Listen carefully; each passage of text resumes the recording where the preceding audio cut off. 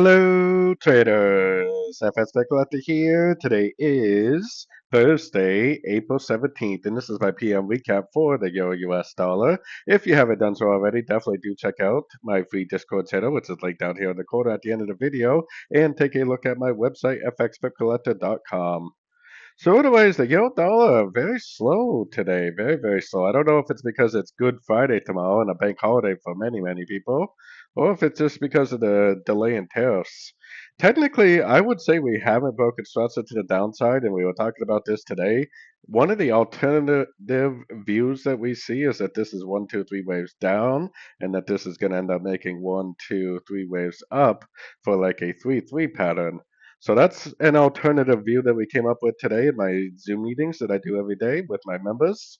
And another view that I still think is possible, which is starting to look unlikely because this move down is definitely not impulsive, is that this is like a wave A, and this is one, two, three waves of B, and we got a 100% Fibonacci bounce, and eventually it's going to start a bigger push to the downside.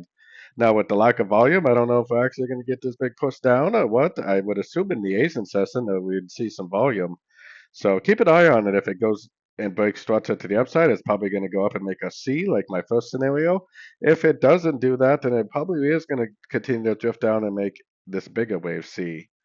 So keep an eye out for both possibilities. And as always, don't forget to like and subscribe. And thank you and happy trading.